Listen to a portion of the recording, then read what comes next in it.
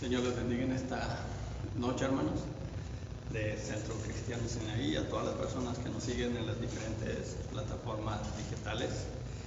Hoy vamos a iniciar nuestro estudio de este día. Hoy vamos a iniciar un tema general nuevo. Hoy vamos a considerar como tema general el estudio de Cristo en el Apocalipsis. Y el primer estudio que vamos a tener es el Cristo glorificado, y vamos a considerar en esta noche el capítulo 1 del libro de Apocalipsis. Si gusta abrir su Biblia, el primer punto que vamos a considerar es la visión de Juan, que está en Apocalipsis capítulo 1 del versículo 1 al 9. Después el punto 2, la gloria de Jesucristo, en Apocalipsis capítulo 1, versículo del 10 al 16. Y el punto número 3, la autoridad del Cristo resucitado, en Apocalipsis capítulo 1 del versículo 17 al 22. Así que vamos a iniciar.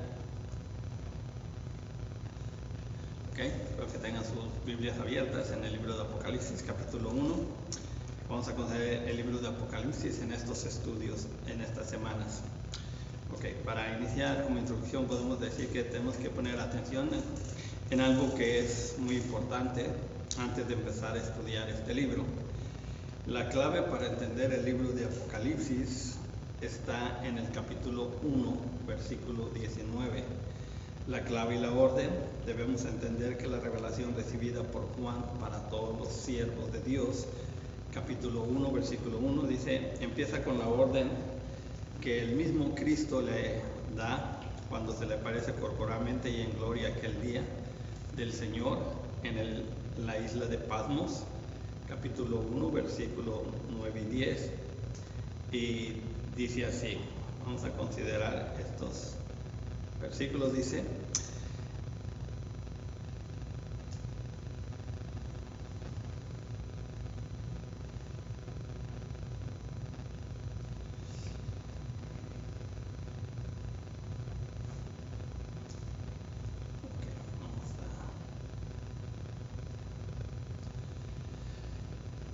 en estos versículos del 9 al 10, el Señor dice a Juan, dice, escribe las cosas que has visto y las que son y las que han de ser después de esta.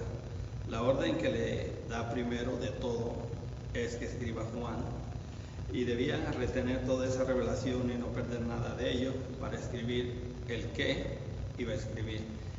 Algunos teólogos consideran que Juan recibió esa visión del libro de Apocalipsis en un solo día, en el día del Señor, en el Espíritu. El Señor le dice, escribe las cosas que has visto.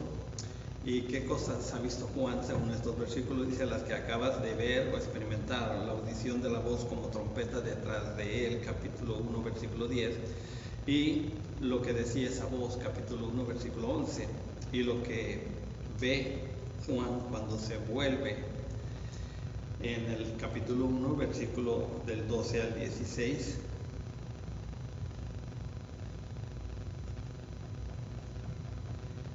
Y el Señor le dice a Juan, escribe las cosas que son.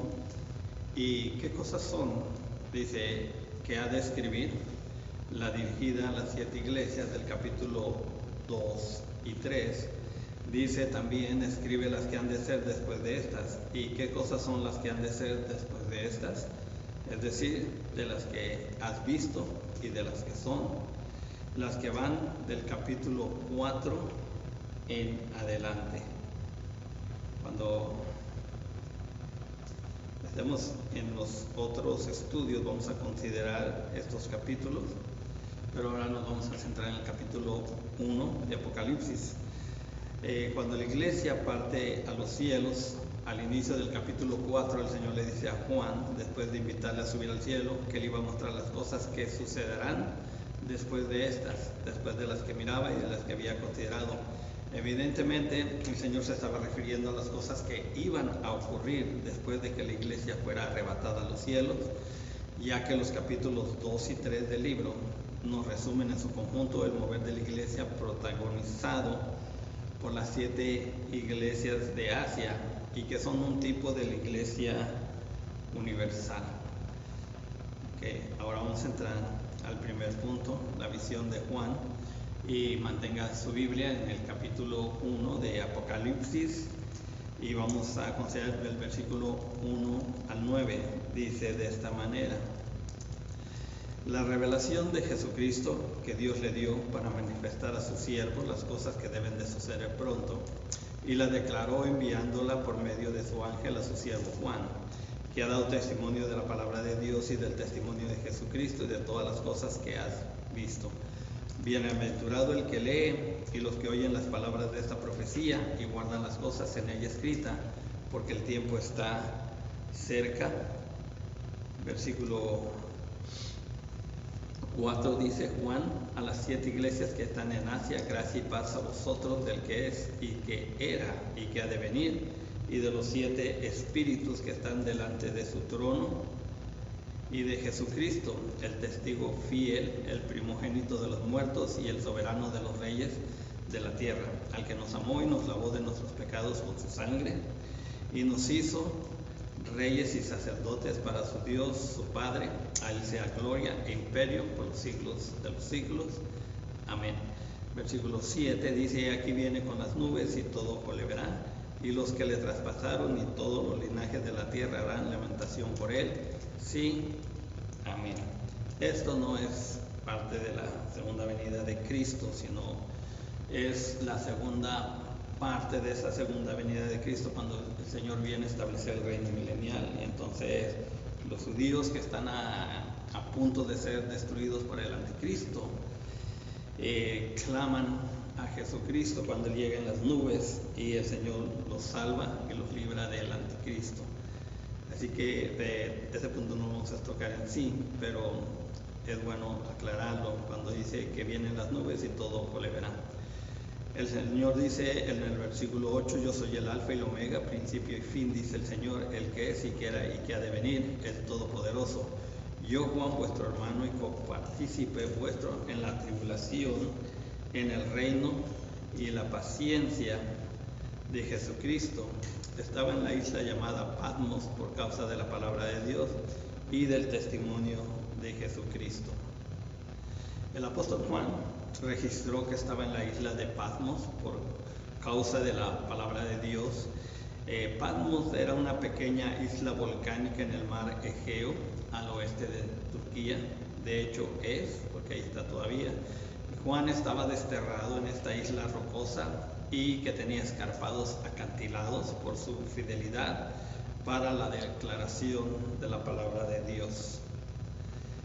Algo que podemos notar como un hecho de interés es que Jesús dijo de él, de Juan, el discípulo amado, que si yo quiero que él quede hasta que yo venga. Y eso está registrado en el libro del Evangelio según San Juan, capítulo 21, del versículo 20 al 24, que dice: volviéndose Pedro vio que le seguía el discípulo a quien amaba Jesús, el mismo que en la cena se había recostado al lado de él, y le había dicho: Señor, ¿quién es el que te ha de entregar? Cuando Pedro le vio, dijo a Jesús: Señor, ¿y qué de este? Jesús le dijo: si quiero que él quede hasta que yo venga, que a ti, sígueme tú. Este dicho se extendió entre los hermanos, que aquel discípulo no moriría, pero Jesús no le dijo que no moriría, sino que si quiero que él quede hasta que yo venga, que a ti. Este es el discípulo que da testimonio de estas cosas y escribió estas cosas, y sabemos que su testimonio es verdadero. Juan dando testimonio, escribiendo el Evangelio según San Juan, que escribió también Apocalipsis y que escribió primera, segunda y tercera de Juan, era el que estaba recibiendo esta visión y que de alguna manera, tal vez simbólica o más bien literal, podríamos decir que realmente Juan, antes de morir, miró la venida de Jesucristo en gloria, vio todo lo que venía después de haber sido establecida la iglesia primitiva, de haber el Señor dado esa nueva o nuevo pacto. Entonces Juan era testigo del día del Señor, donde se iban a cumplir todas las cosas. Así es que de alguna manera podemos decir que Juan, antes de morir, vio la venida de Jesucristo. Juan también explicó que mientras estaba bajo la presión del destierro, estaba en el Espíritu en el día del Señor. Cuando hablamos del Espíritu, quiere decir que estaba en oración, que estaba en una comunión íntima, de verdadera comunión con Dios, y en esta condición espiritual, él vio esta visión, le fue revelada esta visión. Dice, esto se puede referir también al domingo, cuando dice el día del Señor, porque era el día o el primer día de la semana, cuando nuestro Señor Jesucristo resucitó. También puede indicar que Juan fue transportado de alguna manera al futuro y vio el día del Señor, lo que se conoce proféticamente como el día del Señor, el día al que el Señor pondrá todas las cosas en orden, y también vendrá el juicio final y después vendrá el reino eterno del Señor. Juan recibió una comisión divina de compartir este mensaje a las iglesias, o a las 7 iglesias en la provincia de Roma, las cuales estaban ubicadas en lo que hoy es el oeste de Turquía. Y algunos han especulado en una línea de pensamiento, porque hay diferentes líneas de pensamiento, de interpretación, que estas iglesias de alguna manera representan diferentes tipos de iglesias o diferentes épocas en la historia de la iglesia.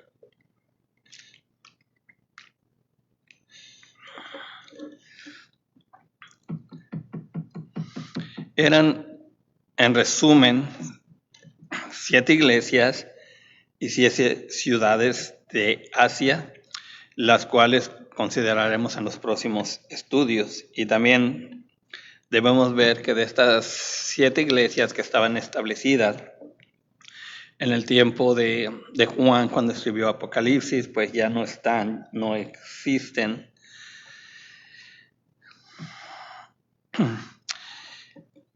La última vez que Juan, el discípulo amado, había visto a Jesucristo fue en el Monte de los Olivos. Esa fue la última ocasión en que Juan había visto al Señor, y ahora lo volvía a ver. El Señor se le revelaba corporalmente, físicamente, en el Espíritu. Y eso lo encontramos en el libro de Hechos, capítulo 1, del versículo 8 al 12, que dice, Jesucristo hablando a sus discípulos, dice, pero recibiréis poder cuando haya venido sobre vosotros el Espíritu Santo, y me seréis testigos en Jerusalén, en toda Judea, en Samaria y hasta el último de la tierra. Y habiendo dicho estas cosas, viéndolo ellos, fue alzado y le recibió una nube que lo ocultó de sus ojos.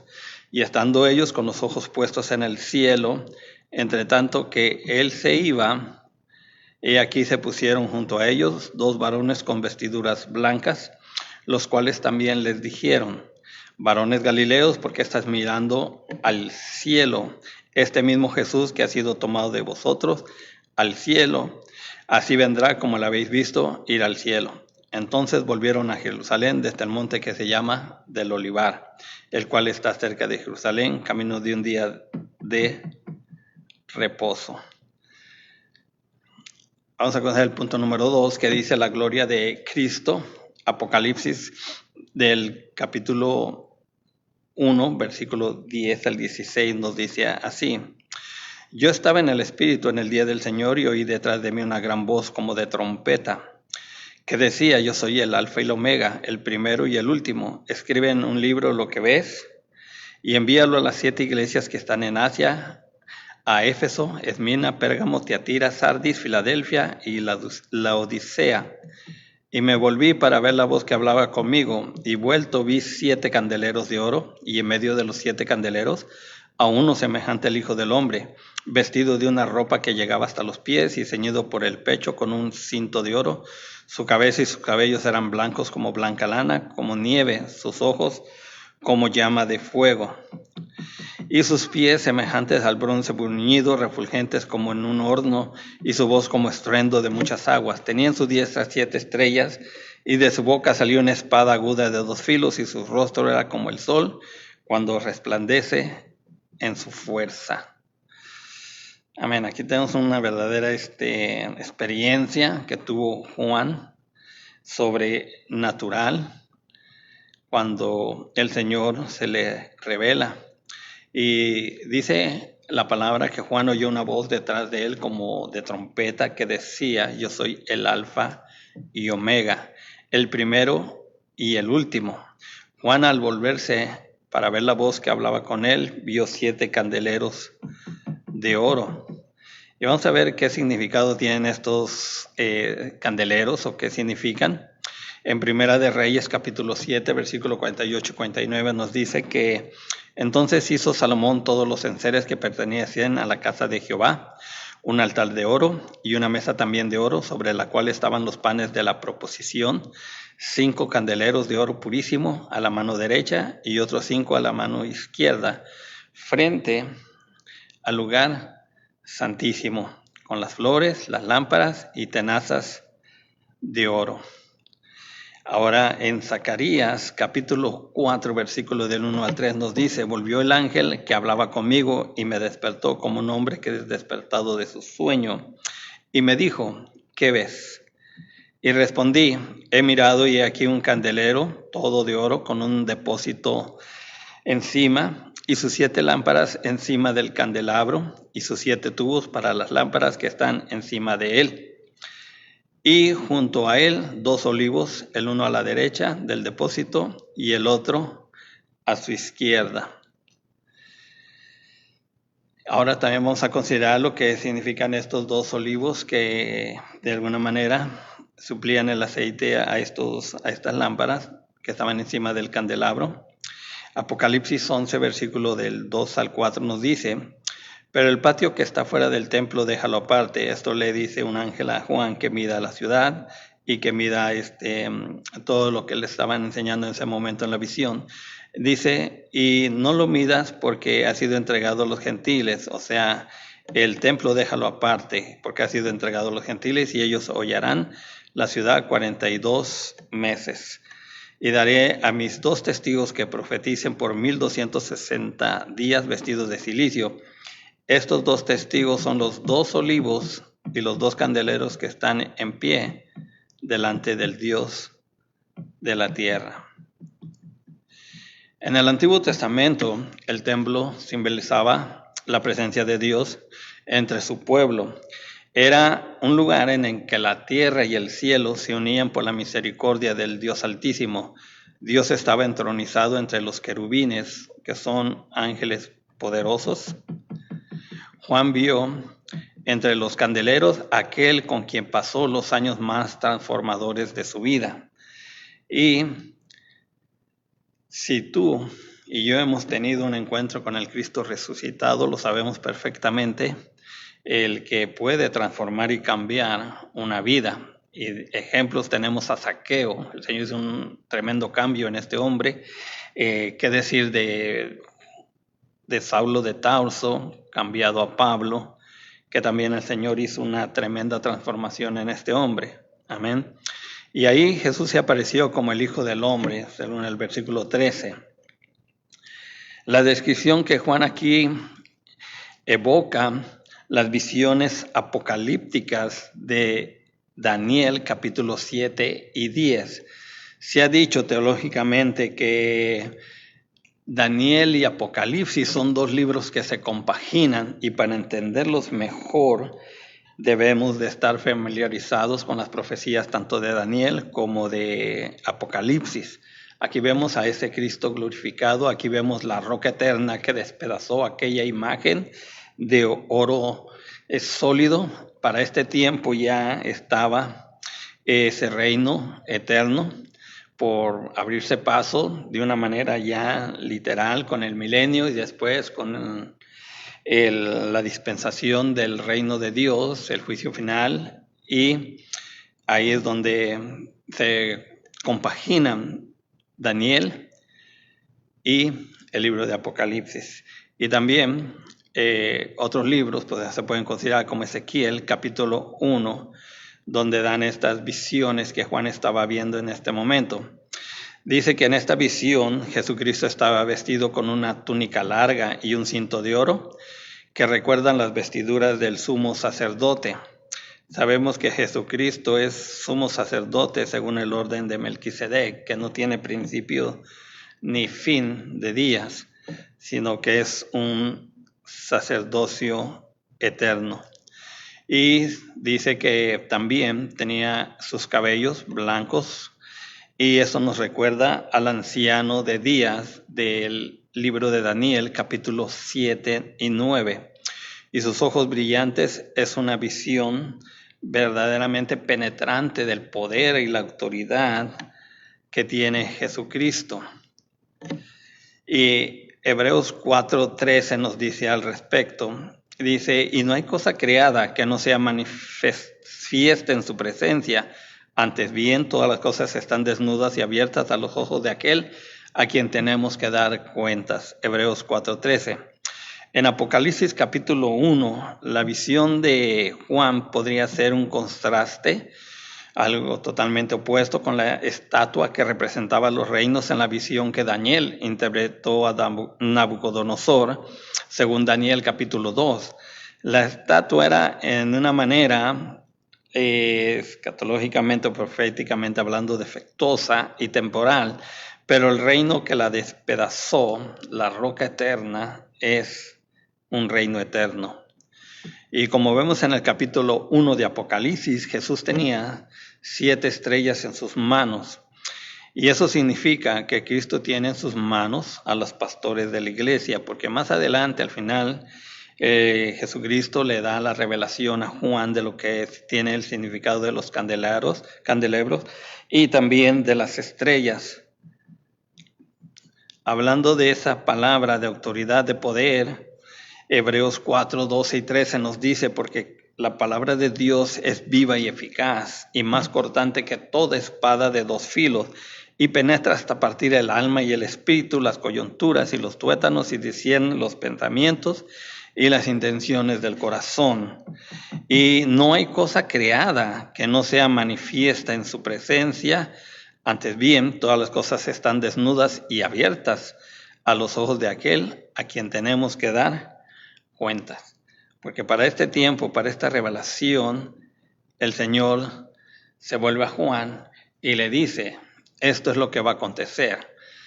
Por eso en el principio le dice las cosas que has visto, las cosas que son, que es el mensaje a las 7 iglesias que vamos a considerar después en los otros estudios, y después las cosas que vendrán después de estas, o serán después de estas, las futuras, y ya ahí vemos que inicia esa revelación en el capítulo 4, cuando Juan es llevado en el Espíritu al cielo. Isaías 55:11 también nos dice, el Señor hablando, dice, así será mi palabra que sale de mi boca, no volverá a mí vacía, sino que hará lo que yo quiero y será prosperada en aquello para que le envíe. El Señor le da ese mensaje verbalmente a Juan en el Espíritu, porque es la única manera de escribir, como escribieron los santos hombres que dice la palabra de Dios, inspirados por el Espíritu Santo. Se necesita estar en el Espíritu Santo para que esto sea o fuera posible.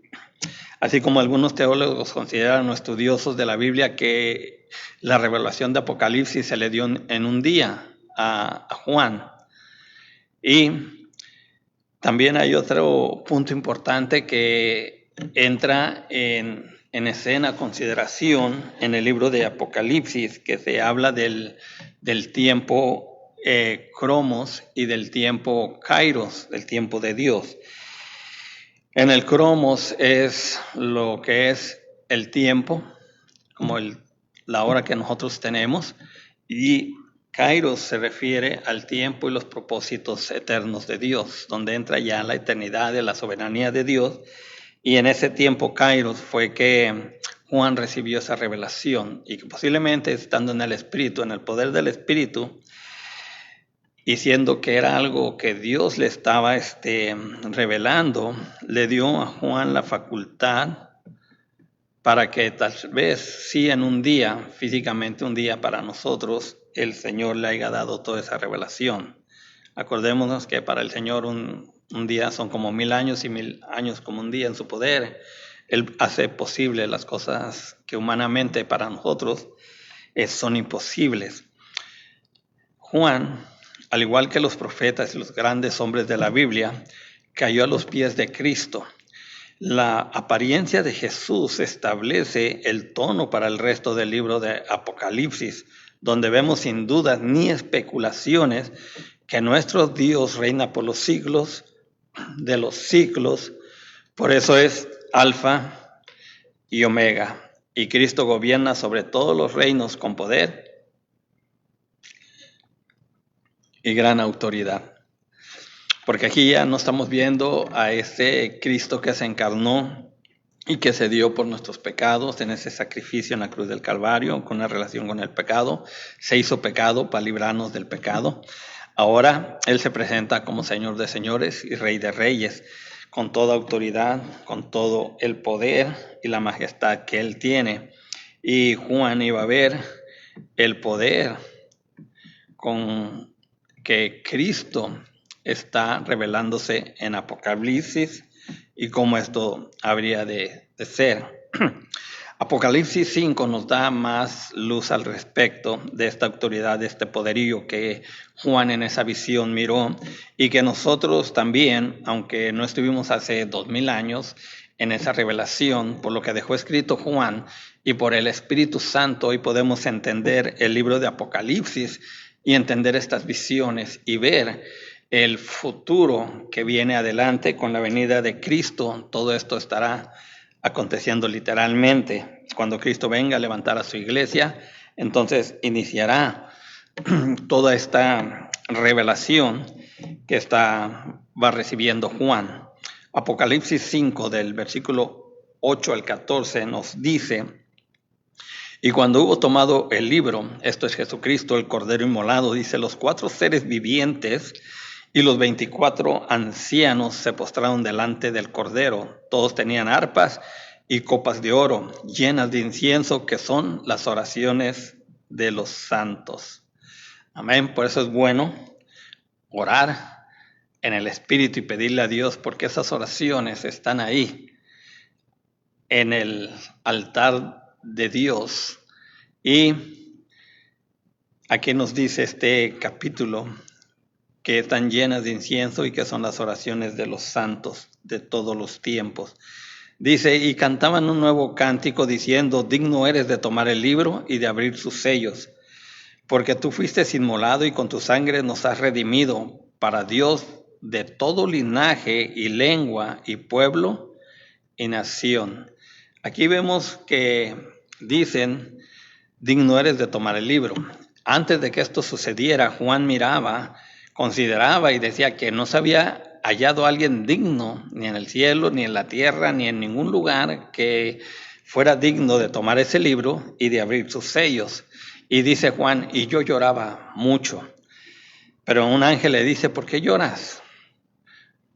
Porque aquí el león de la tribu de Judá, el Cordero de Dios, él tiene esa autoridad y de poder de tomar ese libro y de abrir esos sellos. Y también este versículo 9 nos dice, y con su sangre nos ha redimido para Dios de todo linaje y lengua y pueblo y nación. Y ahí se cumple literalmente lo que Juan redactó en su libro, capítulo 3, versículo 16, porque de tal manera amó Dios al mundo que ha dado su Hijo unigénito para que todo aquel que en él crea no se pierda, mas tenga vida eterna. Dice el 10, y nos has hecho para nuestro Dios reyes y sacerdotes y reinaremos sobre la tierra. Esto va a acontecer literalmente, hoy de una manera simbólica, espiritual. Somos reyes y más que reyes sacerdotes, pero vendrá un tiempo en el reino milenial establecido en la tierra donde a muchos se les dará la facultad de fungir como reyes y también como sacerdotes en ese tiempo. Y el versículo 11 dice, y miré y oí la voz de muchos ángeles alrededor del trono, de los seres vivientes y de los ancianos, y su número eran 1,000,000 de millones, que decían a gran voz, el Cordero que fue inmolado es digno de tomar el poder, las riquezas, la sabiduría, la fortaleza, la honra, la gloria y la alabanza. Y a todo lo creado que está en el cielo y sobre la tierra y debajo de la tierra y en el mar, y a todas las cosas que en ellos hay, oí decir al que está sentado en el trono y al Cordero sea la alabanza, la honra, la gloria y el poder por los siglos de los siglos. Cuando miramos esta visión, esta palabra profética tan maravillosa, podemos entender que cuando Cristo fue tentado por el diablo, dice que el diablo le mostró los reinos de la tierra, le mostró a algunos, no todo lo que aquí Apocalipsis dice, y le dijo: Satanás, todo esto te daré si postrado me adorares.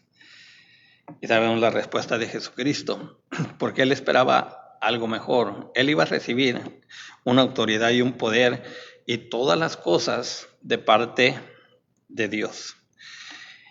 Y el versículo 14 nos dice: cuando los 4 seres vivientes decían amén, y los 24 ancianos se postraron sobre sus rostros y adoraron al que vive por los siglos de los siglos. Amén. Sigue diciendo el versículo 11. De ahora Apocalipsis 19. Versículo 11 al 16 dice: entonces vi el cielo abierto y aquí un caballo blanco, y el que lo montaba se llamaba Fiel y Verdadero, y con justicia juzga y pelea. Sus ojos eran como llamas de fuego, y había en su cabeza muchas diademas, y tenía un nombre escrito que ninguno conocía sino él mismo. Estaba vestido de una ropa teñida en sangre, y su nombre es el Verbo de Dios. Y los ejércitos celestiales, vestidos de lino finísimo, blancos y limpio, le seguían en caballos blancos. Y de su boca sale una espada aguda para herir con ella las naciones, y él las regirá con vara de hierro, y él pisar el dolor de la ira del Dios Todopoderoso. De su boca derribará, destruirá a los ejércitos del anticristo cuando están a punto de destruir a Israel. Y también cuando pisa el lagar del vino del furor, cuando se habla de la guerra del Armagedón. Y ahí vemos en la profecía, dice que la sangre de los poderosos de los caballos subirá hasta los frenos de los caballos. Y ahí las aves de los cielos serán invitadas para comer, dice, carne de reyes y capitanes y de aquellos que vienen en el nombre del anticristo. Así que el Señor aquí destruye literalmente al anticristo, libera a su pueblo lo reconoce como el Mesías, y empieza el milenio. Y con estos ángeles, en esta multitud, viene también la iglesia de Cristo, redimida y comprada, ya con cuerpos glorificados, para reinar con Cristo por 1000 años. Y ni siquiera vamos a tener necesidad de entablar, de enfrascarnos en una lucha, ni siquiera física o espiritual, en ese día, cuando Cristo viene a establecer su milenio y destruye al anticristo y a sus ejércitos. Hoy tenemos una lucha espiritual, como dicen, contra estas potestades celestiales de maldad, contra estos demonios, contra Satanás y sus huestes. Pero en aquel día, aquel tiempo, el Señor, con esa autoridad y poder de Rey de Reyes y Señor de Señores, no tendremos necesidad ni siquiera de mover un dedo, porque Él peleará por nosotros. Y Él en estos momentos también, de una manera espiritual y muchas veces, podríamos decir físicamente también, Él pelea por su iglesia. Ahora vamos a considerar el punto número 3, dice la autoridad del Cristo resucitado. Apocalipsis, ahora en el mismo capítulo 1, del versículo 17 al 20, nos dice así. Capítulo 17 y 18 nos dice: cuando le vi, caí como muerto a sus pies, y él puso su diestra sobre mí, diciéndome: no temas, yo soy el primero y el último, y el que vivo. Y estuve muerto, mas he aquí que yo vivo por los siglos de los siglos. Amén. Y tengo las llaves de la muerte y del Hades. Apocalipsis dice que era necesario que nuestro Señor Jesucristo participara de carne y sangre para destruir al que tenía el imperio de la muerte. Esto es el diablo, y quitarle las llaves del Hades o del abismo. Apocalipsis 1, versículos 17 y 18, como leímos, registra que Juan cayó a los pies de Jesús y en ese momento el Señor puso su derecha sobre él y eso significaba fuerza y poder. El Señor animó a Juan. Y vamos a ver qué dice la palabra de Dios en cuanto a ese poder, a esa fortaleza que tiene la mano del Señor. Salmos 89:13 nos dice: tuyo es el brazo potente, fuerte es tu mano, exaltada tu diestra. Isaías 41:10 dice: no temas, dice el Señor, porque yo estoy contigo. No desmayes, porque yo soy tu Dios, que te esfuerzo. Siempre te ayudaré, siempre te sustentaré con la diestra de mi justicia. Y esa promesa, hoy más que nunca bajo la gracia, la tenemos firme como un ancla, aquellos que hemos sido comprados y redimidos con la sangre preciosa de Cristo y que hemos venido a ser hijos de Dios. El Señor le dio la fuerza a Juan para resistir la visión celestial y también aliento para la situación que enfrentaba Juan en el destierro y ante la magnitud de esta visión. Juan era ya un anciano, la condición física alrededor de él era inhóspita, era terrible, y la magnitud de la visión, de toda la revelación de lo que iba a venir, de lo que es todo el libro de Apocalipsis, era algo verdaderamente fuerte. Recordemos la experiencia de Daniel cuando se le da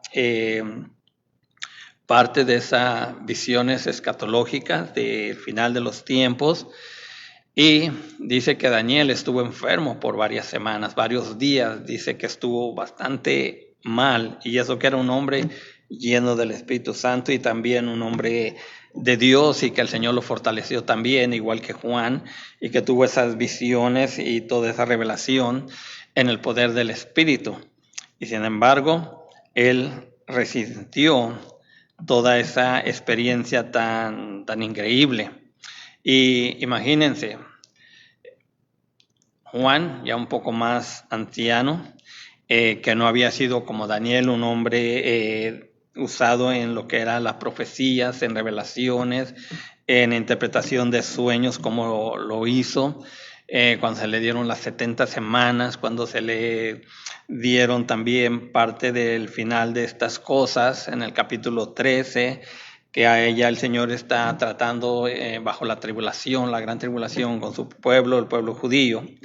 Entonces fue algo también muy fuerte esa visión para Daniel, y para Juan era algo más extenso, más fuerte, y en la condición que él estaba, necesitaba que Dios lo fortaleciera.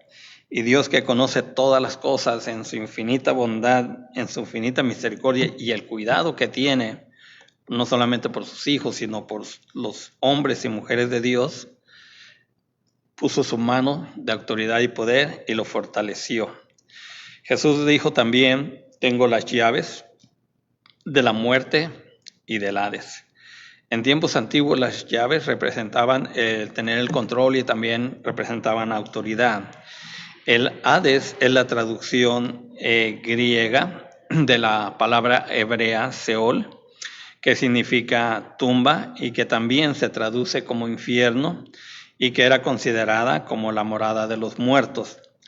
Jesús hizo énfasis en su poder y dominio absoluto ante la muerte física de una manera literal, porque él era el mismo testigo y testimonio de que él había resucitado con autoridad y con poder, como le dijo a Juan en los primeros versículos de este capítulo 1. Para nosotros tenemos esa esperanza también de esa resurrección, de esa segunda venida de Cristo, que va a hacer cosas increíbles por esa autoridad y poder que tiene como Señor de señores y Rey de reyes. Literalmente, Él es en estos momentos ese Rey de reyes y Señor de señores, y está sentado a la diestra de Dios Padre, hasta que todas las cosas y lo que hablaron los profetas, la profecía, se vayan cumpliendo, y principalmente aquellas que apuntan a la venida de Cristo se cumplan. Entonces Cristo perecerá y se levantará a su iglesia en un abrir y cerrar de ojos, como todos nosotros sabemos, y que esperamos esta bendita bendición de parte de nuestro Señor Todopoderoso. Primera de Corintios capítulo 15, versículo 51 al 51 nos dice: He aquí os digo un misterio, no todos dormiremos, pero todos seremos transformados. En un momento, en un abrir y cerrar de ojos, a la final trompeta, porque se tocará la trompeta y los muertos serán resucitados incorruptibles y nosotros seremos transformados. Pablo hablando, sabiendo que eso podría ser en cualquier momento, porque la hora, el tiempo y en el día, nadie, absolutamente nadie lo sabía, nadie lo sabe hasta el día de hoy.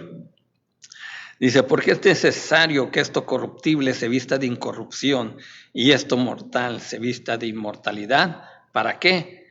Para que cuando el Señor se pose en las nubes y hable a su pueblo, éste se levante con un cuerpo inmortal y esto corruptible se vista de incorrupción. Porque la palabra del Señor nos dice que Jesucristo en su ministerio enseñó y dijo, vendrá día en que los muertos oirán mi voz y saldrán a resurrección, y mis ovejas escucharán mi voz, y todo aquel que ha tenido ese encuentro, que ha aceptado a Cristo, dice, escuchará esa voz y será levantado con autoridad y poder. Esta es la primera resurrección, por eso la palabra nos enseña y nos dice, bienaventurados los que tienen parte y suerte en la primera resurrección, la muerte segunda.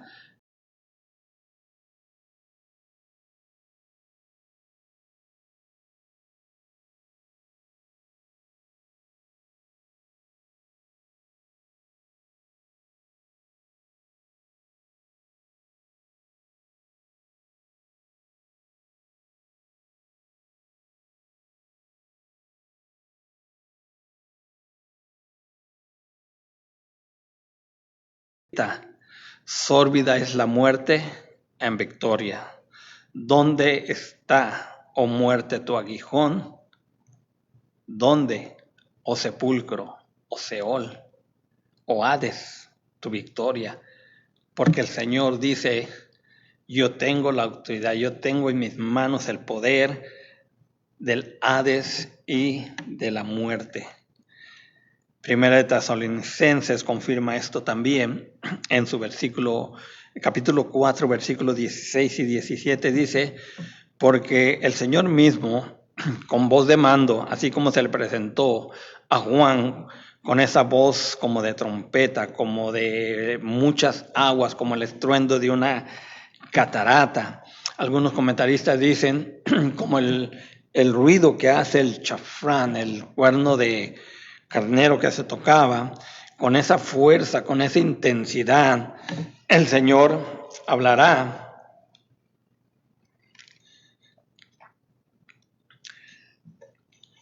Dice, y con trompeta de Dios, dice, descenderá del cielo y los muertos en Cristo resucitarán primero. Dios, que es un Dios de orden, dice, los que han muerto en mí, creyendo en mí, y que muchos han dado su vida por causa del evangelio, esos van a tener el privilegio de levantarse primero. Aquellos que creen en mi nombre, porque la palabra dice, el que cree en mi nombre, aunque esté muerto, vivirá. Y aquellos que tienen esa convicción de dar su vida por causa del evangelio, por la palabra de Dios, por amor a nuestro Señor, tienen este bendito privilegio de que ellos van a ser los primeros en ser levantados, o sea, los primeros en ver a ese Cristo glorificado de poder y autoridad en las nubes. Y luego los que vivimos, si el Señor viniera en este momento, dice, seremos transformados en un abrir y cerrar de ojo y iremos al encuentro de nuestro Señor. Un hermoso privilegio, amén. Yo no sé de qué manera tú quieres ir a ese encuentro. Si quieres ser de los primeros de ver al Señor o quieres ir después de esos primeros. Amén. Pero para eso te tienen que pagar un precio. Así que si estamos dispuestos a pagar ese precio, amén, no tiene que darnos temor ni miedo la muerte. Ahora se entiende bajo estas palabras, bajo esta revelación de Jesucristo en Apocalipsis, se puede entender mejor lo que escribió el salmista David cuando dijo: aunque ande en valle de sombra de muerte, no temeré mal alguno, porque tú estarás conmigo. Tu vara y tu cayado me infundirán aliento. Amén. En Juan capítulo 11, versículo 25, 26, el Señor, refiriéndose a María y a Marta y a aquellos que estaban alrededor, aquellos judíos, cuando levanta a Lázaro, le dice: yo soy la resurrección y la vida. El que cree en mí, aunque esté muerto, vivirá. Cuando hace esta declaración, aquellas mujeres todavía no habían visto a Lázaro levantado. Y dicen: Señor, sabemos que vendrá esa resurrección. Creemos en esa resurrección. Entonces el Señor le dice: yo soy la resurrección y la vida. Y el que cree en mí, aunque esté muerto, vivirá. Una tremenda lección de fe, de convicción. Dice: y todo aquel que vive y cree en mí, y esto ya es para nosotros también esta promesa, dice: no morirá eternamente. ¿Crees esto? Y ese es el reto, la confrontación que nos hace Jesucristo a nuestra fe, a nuestra convicción. Si has nacido de nuevo, y hablamos de resurrección, de una segunda venida, de un reino milenial y de una eternidad con Dios, el Espíritu Santo te dice a ti en esta noche, en medio de estas circunstancias, de estos problemas, de medio de la enfermedad, de medio de la muerte, porque tenemos una cita, dice Hebreos, ¿crees esto? Y ahí es donde debemos de poner nuestra convicción y decirle al Espíritu, decirle al Señor: sí, Señor, yo creo, yo te creo, yo creo a tu palabra.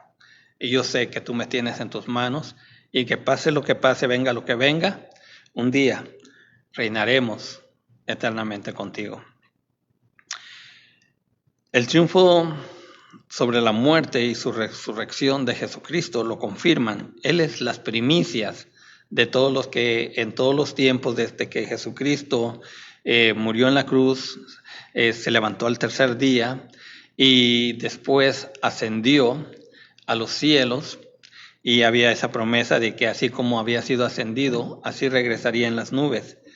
Entonces ese es el ancla de nuestra esperanza, de nuestra confianza, de que si Cristo resucitó, nosotros un día también resucitaremos. El apóstol Pablo lo explica perfectamente, dice: si Cristo no resucitó, vana es nuestra fe. Pero sabemos, y gracias a Dios, que Cristo resucitó y tenemos esa esperanza que nos aviva. Apocalipsis capítulo 1, versículos 17 y 18 nos dice Jesucristo en esta visión: cuando le vi, caí como muerto a sus pies. Esa es la experiencia de Juan. Dice: y él puso su diestra sobre mí, diciéndome: no temas, yo soy el primero y el último, y el que vivo, y estuve muerto. Mas he aquí que yo vivo por los siglos de los siglos. Amén. Y tengo las llaves de la muerte y del Hades. Amén. Qué impresión se llevó Juan. Y cómo es que ante la autoridad y el poder de ese Cristo resucitado, de que ya lo vio con toda la autoridad, como ese Dios todopoderoso, cayó como muerto. Cuanto antes que Jesús estaba en esta tierra, sin tener todavía ese cuerpo glorificado, sin haber resucitado, Juan se recostaba sobre su pecho y dice que él era el discípulo amado. Pero en esta ocasión, cuando lo ve con esa gloria, con esa autoridad, con ese poder, tal y como Él es, como Él está ahora en este momento, dice que cayó como muerto a los pies de Cristo. Al final del capítulo 1, Jesús explicó los misterios de los candeleros y las estrellas. Yo sé que muchos de estos conocen Apocalipsis y lo saben perfectamente. Los candeleros son las 7 iglesias de Asia que están delante del Dios viviente, como dice Primera de Reyes, capítulo 7, versículo 48 y 49, que ya leímos anteriormente. Los candeleros estaban exactamente frente al lugar santísimo, lo que significaba o simbolizaba la presencia de Dios en el lugar santísimo. En otras palabras, esos candeleros o candeleros estaban exactamente enfrente de la presencia de Dios. Y en Apocalipsis, cuando vemos esta visión, vemos también que los candeleros o candelabros estaban o significando las iglesias, y cuando se habla de esto y el lugar que tenían en el templo, en el lugar santísimo, estos candeleros que estaban enfrente, entonces podemos deducir, entender que hoy en día las iglesias de Dios, verdaderamente las iglesias que han sido redimidas, compradas con la sangre preciosa de Cristo, están delante de la presencia de Dios. Por eso muchas veces nosotros escuchamos desde este púlpito que debemos de tener reverencia, de que debemos de tener ese amor, esa convicción para Dios, porque estamos delante del que vive y reina por los siglos de los siglos. Amén. Así que consideremos el hecho de estar en este santuario, en esta iglesia, porque la iglesia del Señor que somos nosotros, no tanto este edificio,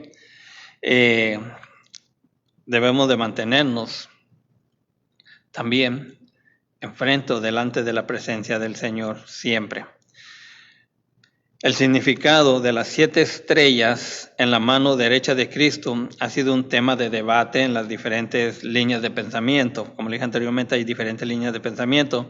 La Biblia traduce el término griego en ángelo, que es ángel, y el Nuevo Testamento debemos de entender que también se escribió en griego. ¿Por qué le hago este énfasis de decir que la palabra ángel viene de una traducción del griego?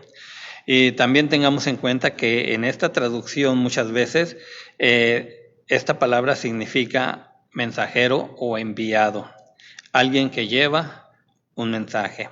Y en ese sentido podemos entender que aquellas 7 estrellas que el Señor tenía en sus manos eran los ministros, los pastores, los siervos del Señor en aquellas iglesias que representaban los candelabros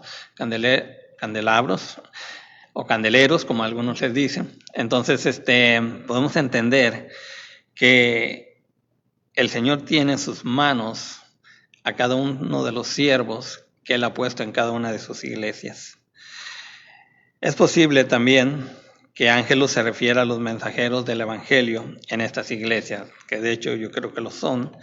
Las estrellas, pues, en las manos de Cristo significa que los siervos de Dios están en las manos de Cristo. El Señor dijo en su ministerio que aquellos que han venido los pies o que creen en Él, dice que están en las manos de Dios y que de las manos de Dios nadie se los puede arrebatar. Así que si estamos en las manos del Señor, tenemos esa convicción de que nada nos puede arrebatar de la mano de Dios. Pues el apóstol le explicaba y le escribía a la iglesia, dice que nos separará del amor de Cristo o del amor de Dios. En Cristo somos más que vencedores, porque el que está, como dice esta visión, en las manos de Cristo, nada nos puede separar. Así que debemos de siempre estar agarrados de la mano del Señor Jesucristo. Así, a través de la predicación de la palabra de Dios, que es la Biblia, los cristianos pueden enfrentar pruebas y persecuciones, como el mismo Juan, desterrado en la isla de Patmos, y la iglesia primitiva y la iglesia de todos los tiempos. Cuando consideremos la próxima semana el estudio de las primeras iglesias, de las 7 que vamos a estar estudiando, Ahí vamos a ver que de alguna manera esas iglesias representan 7 condiciones de la iglesia, pero también pueden representar la iglesia de todos los tiempos en la historia del cristianismo. Y para los dos tiene mérito, tiene sentido, porque Dios, que es un Dios omnisciente, sabía el mensaje que estaba dando a las iglesias que tenía que darles, a 7 condiciones, no podían haber más ni menos, a 7 tal vez tiempos que representaba la iglesia de todos los tiempos, porque el Señor sabría y sabe no solamente el presente, sino también el futuro, y sabía cómo es que iban a responder cada una de estas iglesias y en qué tiempo. Seguimos diciendo, pero aquí vemos, dice, al Cristo con poder y con gran gloria, que nos dice: yo te sostengo con la diestra de mi poder, por lo cual ni las mismas puertas del infierno prevalecerán contra mi iglesia, comprada con mi sangre. Y esto lo encontramos en Mateo 16, versículo del 16 al 19, cuando el Señor les pregunta a sus discípulos quiénes dicen las gentes que es el Hijo del Hombre. Entonces Pedro, en el Espíritu, porque el Señor se lo hace ver después, porque todo esto es en asunto del Espíritu, en cuanto a autoridad de poder y revelación, es el Espíritu Santo. Respondiendo, Simón Pedro dijo: tú eres el Cristo, el Hijo del Dios viviente. Entonces le respondió Jesús: bienaventurado eres, Simón, hijo de Jonás, porque no te lo reveló carne ni sangre, sino mi Padre que está en los cielos. Y yo también te digo que tú eres Pedro, y sobre esta roca edificaré mi iglesia, y las puertas del Hades no prevalecerán contra ella. Y a ti te daré las llaves del reino de los cielos, y todo lo que atares en la tierra será atado en los cielos, y todo lo que desatares en la tierra será desatado en los cielos. Y esto se iba a cumplir literalmente en la vida de Pedro, cuando en aquel día de Pentecostés recibió ese poder y esa autoridad de lo alto, y entonces tuvo la madurez y tuvo la espiritualidad, y pudo verdaderamente atar y desatar, porque tenía esa autoridad del poder del Espíritu Santo, porque entonces ya estaba bastante, podríamos decir, entendido en lo que era la voluntad de Dios, lo que era el poder del Espíritu Santo, y ya podía entender y discernir perfectamente lo que era lo bueno y lo que era lo malo, lo que estaba agradándole o agradaba a Dios y lo que le desagradaba a Dios. Y en esa madurez espiritual, en esa llenura del Espíritu Santo, él podía tener esta condición de que lo que atara en la tierra será atado en los cielos, o sea, lo que prohibiera lo que no era correcto en la tierra, no lo sería en los cielos. Y lo que desatara en la tierra será desatado en los cielos, o sea, lo que le dieras luz verde, lo que dijeras esto es de Dios, esto es lo que le agrada a Dios, entonces no solamente en la tierra, sino en los cielos, el Señor se iba a agradar o se agrada de cuando uno hace la voluntad de Dios. A esto es lo que el Señor Jesucristo se refería. Cuando la llenura del Espíritu Santo llega a tu vida, a mi vida, entonces podemos tener esa madurez espiritual y poder tener esta condición de abrir la puerta de los cielos de la eternidad a aquellos que no tienen todavía un conocimiento de Cristo. Por eso la palabra nos enseña que tenemos que dar de gracia lo que de gracia hemos recibido. Así que el Señor me los bendiga. Sigan estudiando el libro de Apocalipsis. La próxima semana consideramos las iglesias y creo que muchos se van a identificar con las condiciones y las situaciones de cada una de estas iglesias. Señor me los bendiga. Amén.